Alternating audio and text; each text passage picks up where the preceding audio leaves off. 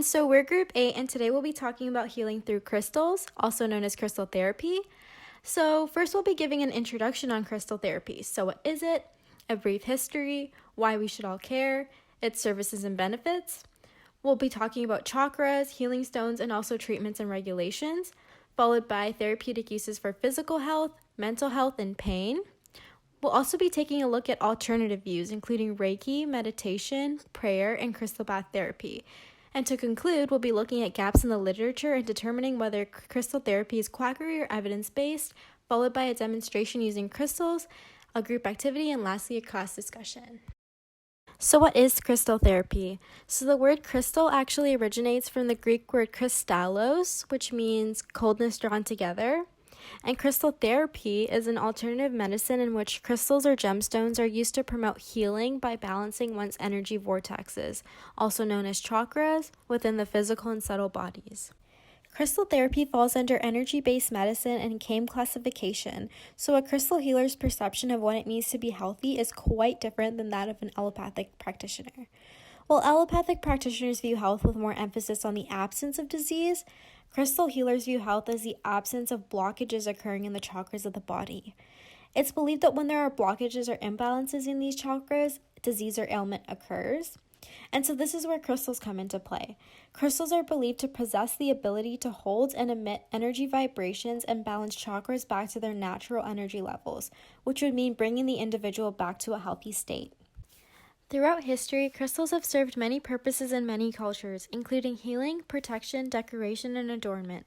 Although it's unclear when and where exactly crystal therapy was first used, it's believed to have originated in Egypt and Mesopotamia, where crystals were used for protection and healing.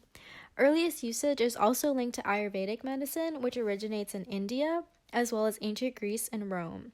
Today, there's a renewed popularity and growing interest in crystal therapy in the West. So why should we all care? Well, crystals are claimed to be a powerful healer, promoting healing of the body and the mind. Some benefits of crystal healing include relieving pain and stress, promoting energy balance, and inducing deep relaxation. In a time where we're moving farther away from seeing health as merely the absence of disease, crystal therapy works to bring balance within the whole body. However, this form of healing lacks credible research, as very minimal research has been conducted to substantiate its claims. A typical crystal therapy session takes around an hour per session, where crystals are placed on or around one of the 7 main chakras of the fully clothed individual. Crystals are selected based on desired effect, and this is because crystals have different properties such as color or mineral content that determines what ailment or disease the stone can heal. When the points of the crystal are directed away from the problem area, it's meant to move energy away from that area. On the other hand, when the points of the crystal are directed towards the problem area, it's meant to recharge that area with energy. It's used to treat a wide range of ailments, including pain, stress, circulation problems, insomnia, epilepsy, headaches, infertility, muscle spasms, nervousness, rheumatism, and wounds. So now I'll be discussing how crystal healing theoretically works. To start off, I'll be talking about the principles of crystal healing. So our bodies are dynamic electromagnetic beings with a constant outflow of energy, which includes physical, emotional, and spiritual. Crystal healing uses energetic vibrations from crystals to balance out our natural vibrations from our body and make us feel a certain type of way.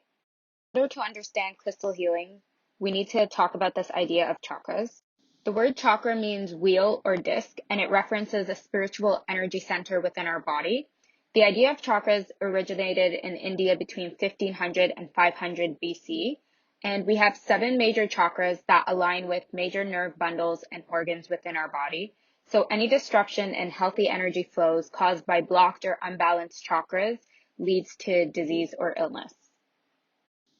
So as I previously mentioned, there are 7 major chakras, and the way they are organized in our body are bottom up. So chakra 1 would be the root chakra located at the pelvis, whereas 7 would be the crown chakra located on the temple. So now I'm just going to get a little bit in depth about each chakra, its location and function, and the stones used to balance it. So we're going to start off with chakra number 1, which is the root chakra, and the color of this chakra is red. It's located at the pelvis and it regulates survival. So when this one is balanced, the individual feels centered, grounded, and stable. and you can use stones like rubies, bloodstone, and tiger's eye in order to balance this one out. Second, we have the sacral chakra, which is located on the lower abdomen. The color of this one is orange, and it regulates creativity and sexuality. So it helps with feelings of sexuality, passion, optimism, pleasure, sensuality, etc. And you can use citrine, moonstone, and tiger's eye to balance this one out. Then we have chakra number 3, the solar plexus chakra. The color of this one is yellow, and it's located right above the navel, and it regulates sense of self. So when it's balanced, you feel confident, good self-image, you have great self-esteem, and you can use yellow topaz, citrine, amber, and rose quartz to balance this one out. And then we have our heart chakra, which is green, and it's located in the middle of the chest. So this one regulates things like love and affection, and it's linked with feelings of love and peace and good relationships and gratitude. And then you can use emeralds, green tourmaline, jade, and rose quartz to balance this one out. Next, we have our 5th chakra, which is the throat chakra, and the color of this one is blue, and it's located at the bottom of the throat. It regulates expression, so it's connected with communication and listening abilities, and you can use blue topaz, aquamarine, turquoise, and lapis lazuli to balance this one out. Next, you have the 3rd eye chakra, which is the 6th chakra. The color of this one is indigo, and it's located between your eyes, and it regulates intuition. So it's linked with the ability to manifest with inner wisdom and clarity, and you can use amethyst and fluorite to balance this one out. And finally, we have our crown chakra, which is the 7th chakra located on your temple, and the color of this one is violet. So its responsibility is to connect the individual with the spirit realm, with the God consciousness and a higher power. And it's associated with oneness, spirituality, awareness, and wisdom. And you can use amethyst, jade, and rock crystal, as well as clear quartz to balance this one out. So now I'm going to talk about the 5 most popular crystals and their properties. We do discuss other crystals in the presentation, but these are the ones that I find are most commonly talked about in relation to crystal therapy. So starting off with the first crystal, it's selenite, also known as the Master Stone, and its metaphysical healing properties are that it's connected to the highest level of consciousness, so it relates to the spirit guide, the universe, and intuition. And this could also be used to cleanse and recharge other crystals. Its physical healing properties, meditating with selenite can bring the individual inner peace, and it assists with judgment and insight. Next, we have the clear quartz, which is the spirit stone. So this one contains the full spectrum of white light, so it can help with amplifying desires, prayers, and manifestation, and it represents the clarity of mind.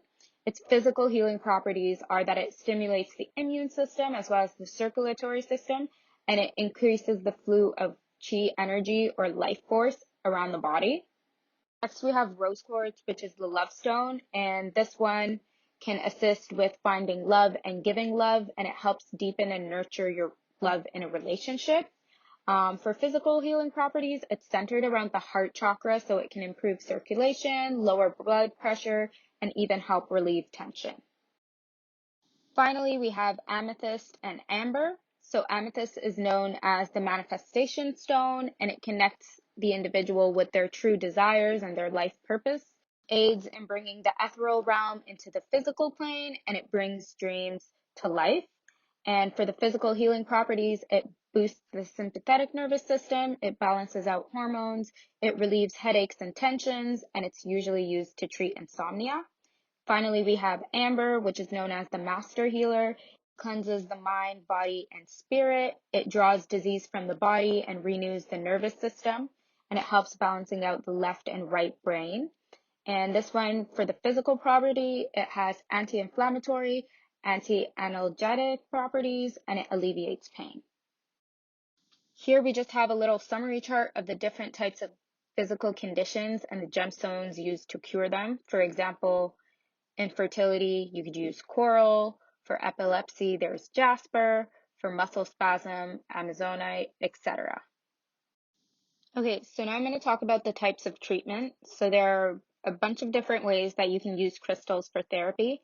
The first one is electrocrystal therapy. So that's when you use a special camera to scan the body's auric field and then relay it onto a computer. Then the therapist marks areas of stress and dysfunction, and then 5 electrodes are placed around the body or affected areas and chakra points, and it's connected to a quartz crystal immersed in saline solution and sealed in a glass electrode with a battery. And then you use that, run a current through, and that's the first form of treatment. The next, you have gem essence. So basically, a gemstone is immersed in pure water and it's left in natural sunlight. And then the vibrations from the sunlight goes through the crystals and runs that vibration into the water, creating this crystal essence. And you can use this essence by adding it to massage oils, adding it to your bath water, drinking it, or just spraying it around your body. And then finally, we have chakra cleansing and revitalization. So with this type of therapy, you're using different stones and creating crystal bodywork. So you're placing the stones or corresponding chakras in order to balance that chakra out. Now, as for the regulations of crystal therapy, there are no medical regulations on crystal therapy specifically. Crystals can be bought at specialized crystal stores, and the sales of these stones are regulated under international trade laws. However, practice of crystal therapy is regulated according to the normative standards of the types of therapy being used. So what that means is, for example, if you're using manipulative therapy, this type of therapy is regulated under the Health Professions Act and the Chiropractic Act, and the practitioner must be registered as and or licensed to practice manipulative therapy in that province. So now we've reached our first content check. So which of the following is not a claim of crystal therapy? A, it relieves pain and stress. B, it induces deep relaxation. C, it increases serotonin. Or D, it promotes energy balance. The correct answer here is C, increases serotonin, because we did not discuss serotonin levels in relation to crystal therapy. So next we're going to move on to the therapeutic uses of crystal therapy. And before we dive into the literature that we found, I think it's important to mention that even while crystal therapy has been used for years as a part of alternative and complementary medicine, that the general knowledge we have of the healing powers of crystals is limited. Extensive literature searches on this subject reveal that there is a scarcity of validated information on crystal therapy, and that the information we do have tends to be unvalidated. So that's why while we have included some scientific literature on this topic in our presentation, in reality, there was not enough available to cover all aspects of crystal therapy regarding physical health, mental health, and pain. So we've turned to the next best available piece of evidence, including information coming from books written on crystal healing. And although we are not solely dismissing the claims of crystal therapy as superstitious, I think it's important to look at where the knowledge of crystal therapy is coming from, that being anecdotal and traditional beliefs, and that these are sources of knowledge that are going to be different from peer-reviewed medical literature, and that is important to consider in terms of the information that we see coming from these sources. And it's found that the seeming success and pleasant feelings of crystal healing are attributed to a strong placebo effect. So now we're going to look at how crystal therapy is used in respect to one's physical health. In a book entitled Gemstone Energy Medicine, it is touched on that the crystal emerald is used to heal the physical body, and that one can wear emerald if they are experiencing essentially any unwanted physical condition ranging from chronic fatigue all the way to cancer, and that wearing the emerald will help to solve these issues. So now we're going to look at the benefits of wearing a therapeutic emerald necklace. The benefits of wearing therapeutic emerald is that it helps resolve many types of physical disharmony because of the green rays that it carries, which raises the vibrations of the physical body, giving it healing vitality. Emerald heals in the areas of greatest disharmony in the body, which is where sources of physical health issues such as disease tend to be found. When you first wear emerald, its energy and green rays flood your auras and locates these areas of physical disharmony, and then travels to these areas to neutralize the disharmony. So emerald's order of work Emerald works in stages where it will target and remove the physical disharmonies first and foremost to improve physical health, and then it will move on to negative emotional energies that are believed to be causing these physical conditions. In looking at the time guidelines, it is said that emerald should be worn long enough to keep constant saturation of your aura with green rays, which essentially means to wear it the whole time one is experiencing a physical health condition, as well as sometime after the physical condition has been healed, in order to be sure that the condition has been fully expelled from the body. We're now going to take a look at a testimonial by Alan Kaufman, who is a licensed acupuncturist. And basically, it states that 6 years ago, he started to see a patient with AIDS just as he was entering into a hospice, and he began taking the AIDS retroviral drug cocktail and wore a solid emerald necklace 24/7. And in just 6 weeks, the measured HIV viral load in his blood showed a decrease equivalent to results typical of taking the AIDS cocktail by itself for a full year. And today he's thriving and is healthy and is running his own successful business. And with this, we can start to see some of the red flags in terms of emerald being seen as this kind of magical healing property. However, there is no scientific backing for this, which I think ties nicely in with the limitations that I noticed from this reading. Yes, so to continue on from the last slide I was just talking about, the limitations that I see from this literature on crystals is that there is a lack of verification in terms of where this information that the author is writing about, in terms of emerald healing the physical body, is actually coming from, and whether or not it's validated. We see the use of testimonials, which might make it appear to be super successful, but then again, that's just one person's experience, which may be confounded with many other variables that we don't know about.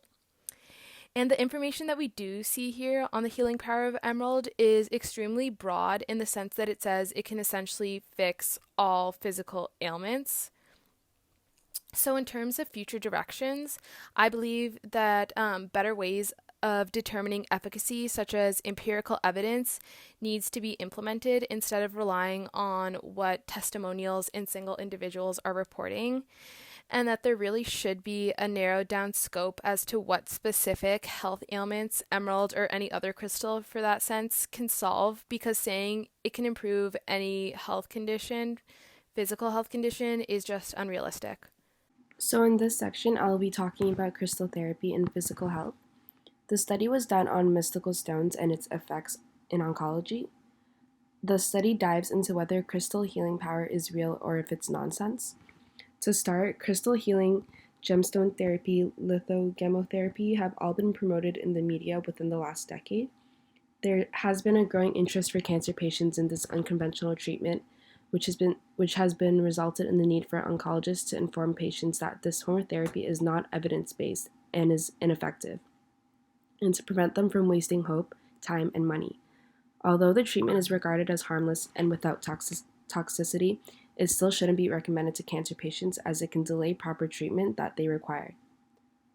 Also, any form of pleasant feelings or seeming success that has been noted from crystal healing is strongly attributed to the placebo effect. Crystal healing practitioners place crystals on different parts of the patient's body that are corresponding to different chakras. The healing process is supposed to remove blockages in the auras of your body's electromagnetic fields. As shown on the image on the right, which is figure 1, that's of the crystal quartz, and the crystal wands, which are denoted as a magic wand-like structures with a crystal or gemstone at the top, were placed near a receiver's body or near certain blocked chakras. All of this was thought of to cure cancer. This study was conducted to evaluate whether an individual would feel positive sensations through crystals in respects to oncology. It explored the possibility that the sensations from the crystals were just due to the practitioners priming them.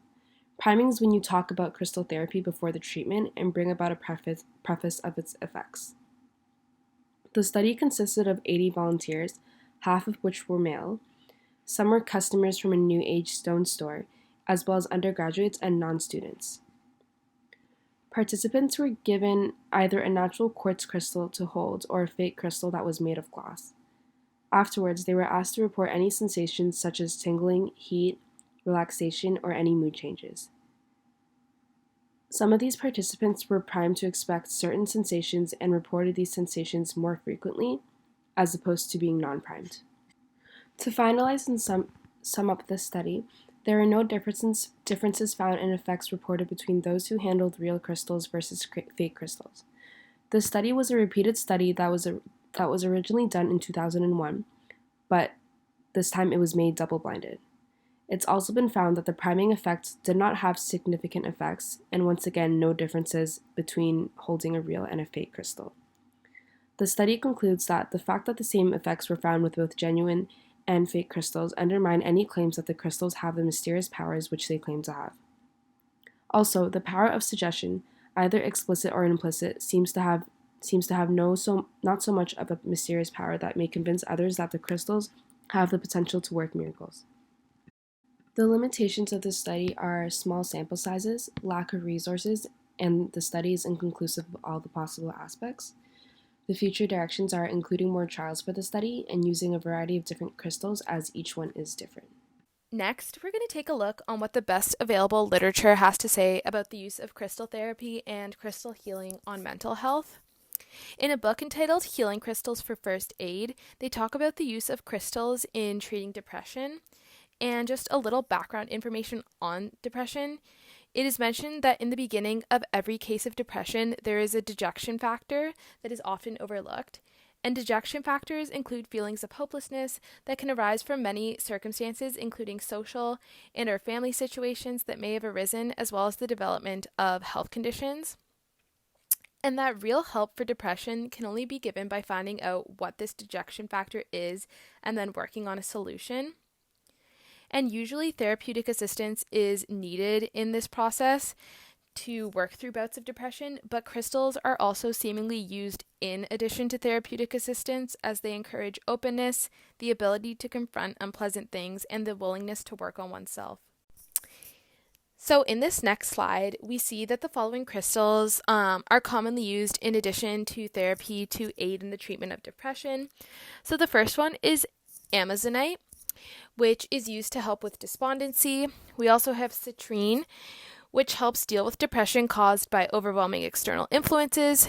And then finally, we see opal, which brings enjoyment in hopeless circumstances. And these above crystals are worn on the body for long periods of time in which the depression is experienced, particularly on the solar plexus. So in terms of the limitations of this evidence, we see that there is essentially no scientific support available on using crystals for treating depression. So there's a lack of scientific proof on whether or not they're actually beneficial. We're once again relying on the use of books as our best available piece of evidence for this. Also, the use of crystals for mental health is not objectively known and is based on the subjective opinion of the author of this source and the individuals using these crystals for depression.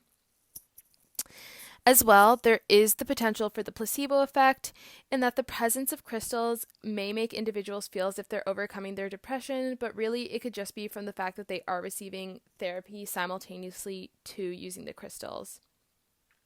And in terms of future directions, I believe that scientific methods should be used to draw conclusions about whether crystals actually aid in the treatment of depression, including a better focus on certain types of crystals in this investigation, so that there is a better indication of what actually works, or if anything works, rather than suggesting that many crystals can kind of all work towards treating depression, which may be a little broad.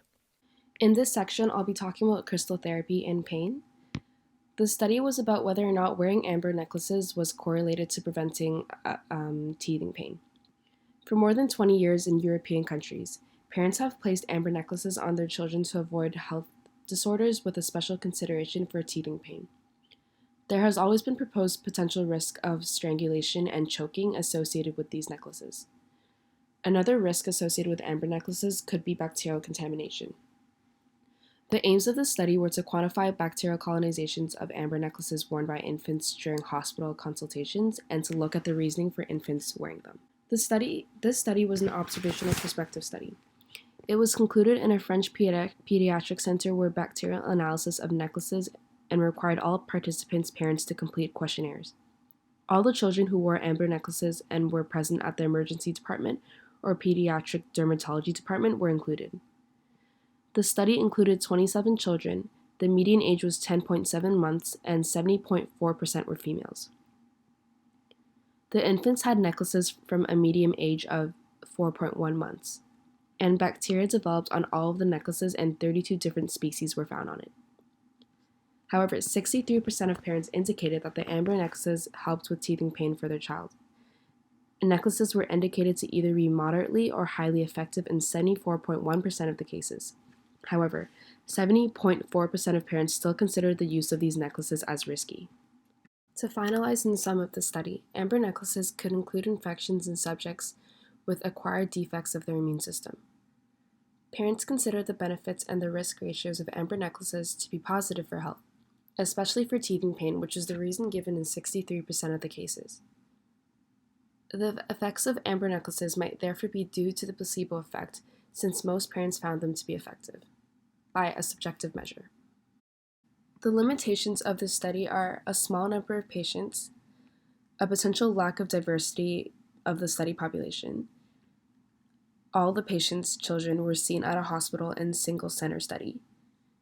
The future directions for the study are using more quantitative measurements and avoid basing it on a subjective measurement, and to use priming in separate groups to predispose them into believing that the amber necklaces will reduce pain, thus will show more of a demonstration on the placebo effect. Moving on, we also have another example of crystals being used for pain management, specifically in this case for period pains. So, coming from a book entitled Healing Crystals for First Aid, we see that period pains are a serious, often individualistic issue that many women experience and should be discussed with a professional if they are persistent. There are many known causes of period pains, and it is suggested that the following crystals can relieve such pain no matter what the cause is. So both biotite lenses and malachite are such crystals that are said to help alleviate pain from the point of when the discomfort first begins during one's period to relieving cramp pains themselves, as well as regulating emotions. I think that it's clear from much of the resources that we've seen on crystal therapy and crystal healing thus far in the presentation that the same applies here, that the use of crystals in the relief of period pains has no true scientific backing to it. We're simply relying on the word of an individual and the sources of information in which this book was written on, without knowing where they're obtaining this information from. There is also no indication of how these crystals work to alleviate pain. They are just plain and simple said to stop period pains no matter what the cause. In terms of future directions, it is crucial to objectively evaluate the use of these crystals in the relief of period pains using more empirically backed up evidence to see if there actually is an effect or if it's solely a placebo effect. We've now reached our second content check. So, which of the following is an important consideration regarding the literature on crystal therapy? A. An abundance of validated information exists. B. Sample sizes are large and effect sizes are significant. C. Sample sizes are small and effect sizes are not significant. Or D. Crystal therapy research supports its effectiveness. So the answer here is C. Sample sizes are small and therefore the effect sizes are not significant. So because there is such a wide range and variety of crystals with different healing properties, and the practice of crystal therapy is non-abrasive, it makes it a great alternative therapy and can be easily used in conjunction with other therapies. So the first alternative therapy is an energy therapy known as Reiki. It's very similar to crystal therapy, and it uses both a hands-on or hands-off technique, and it's more focused on the energy healing of the practitioner used on the patient rather than the crystal's energy used on the patient.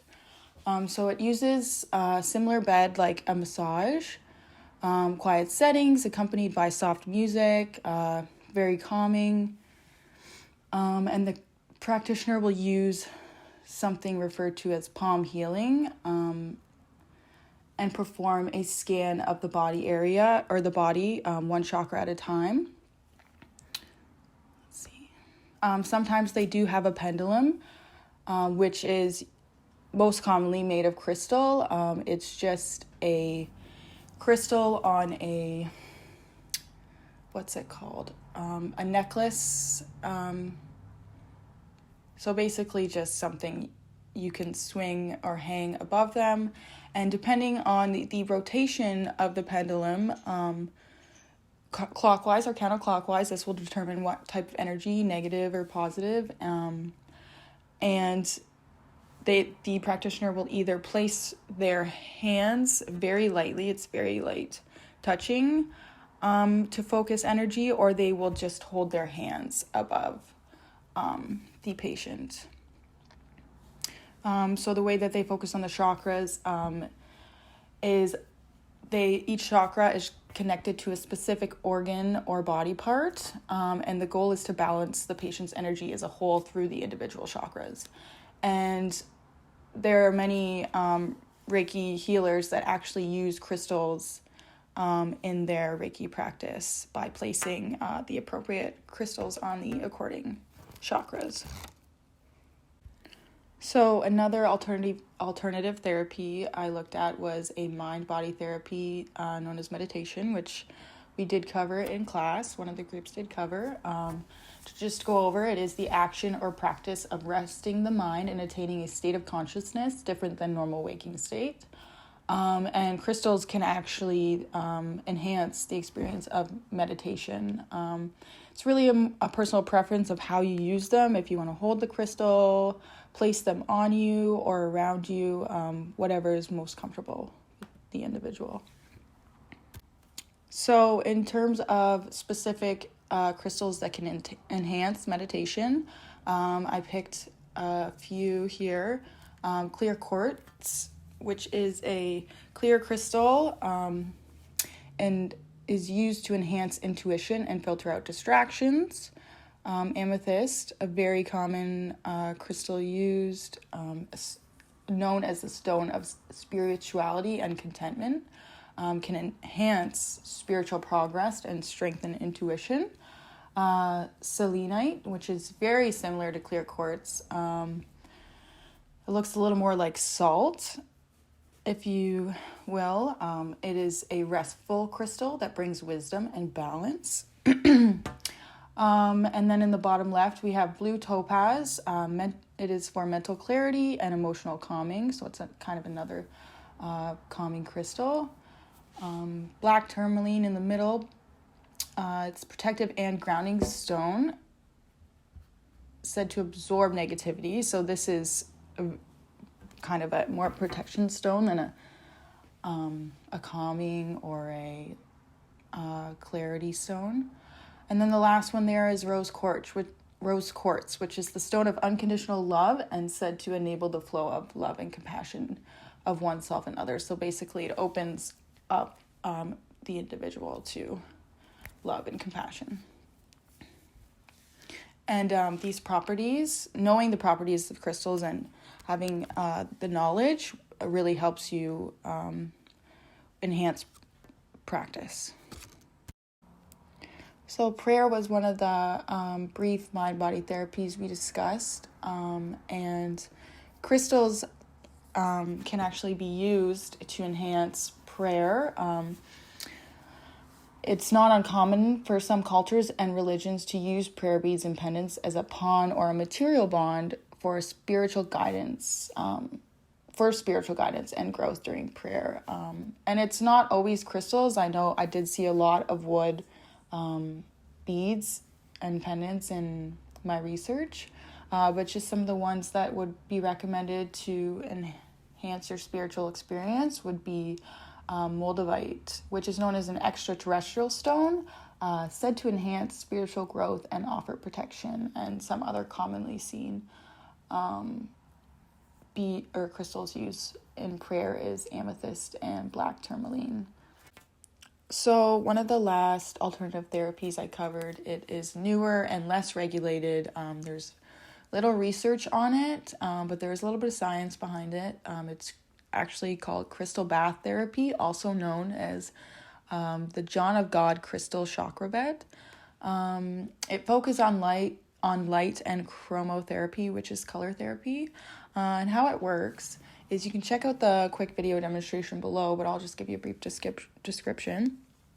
It's the use of 7 Vogel quartz crystals suspended above a massage table, which light is emitted through it onto the patient, which lies face up and simply relax under the lit up crystals.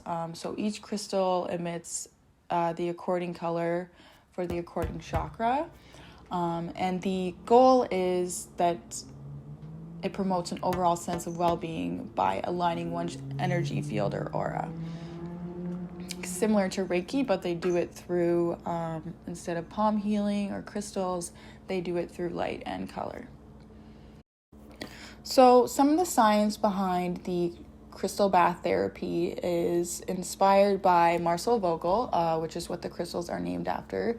And he did a lot of research on crystals and their healing properties, and he believed that when you cut and polish the crystals in a specific way, it produces different wavelengths when light passes through, but it needs to be cut in a specific way in order to assure that it amplifies and transmits the right energy properly to the universal life force, which he refers to as our consciousness, our soul, or our being.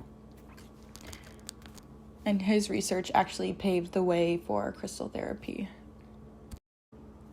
So there is little research to support color therapy, but I think it's very interesting, and I wanted to share this quote that I found. Colors have a profound effect on us at all levels, physical, mental, and emotional. If our energy levels are blocked or depleted, then our body cannot function properly, and this in turn can lead to a variety of problems at different levels, which is very similar to what was stated about chakras earlier in the presentation, as if they are blocked or depleted, our body cannot function properly, and this in turn leads to further problems at different levels. And further in the research, they explained that how light and color actually affect us is because of the electromagnetic radiation, or otherwise known as radiant energy.